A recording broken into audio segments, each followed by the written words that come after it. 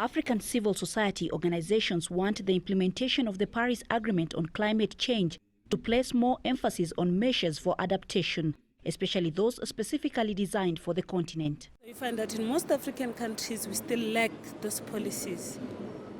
What can we do? The government needs to accelerate the finalization of some of these policies. You go to the agriculture sector, the water sector, countries that are drought-stricken. We need integrated water resource management initiatives.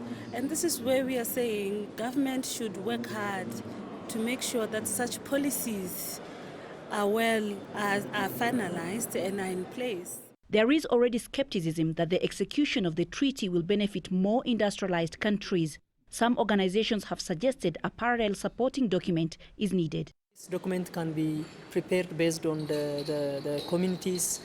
It has to be participatory from the grassroots level to the top, the leaders.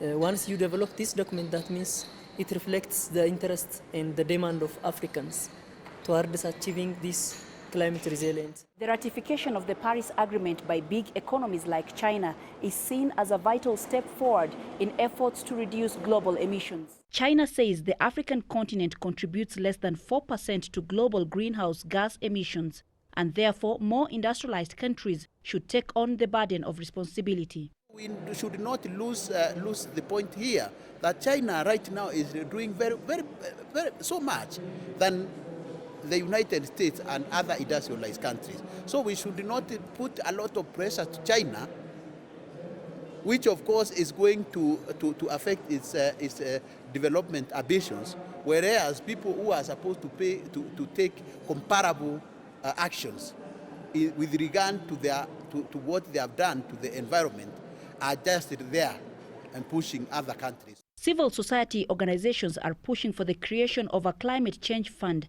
to which each signatory of the Paris Agreement would contribute. The funds raised would then be used to help each country achieve its climate change commitments. Coletta Wanjohi for CCTV in Addis Ababa, Ethiopia.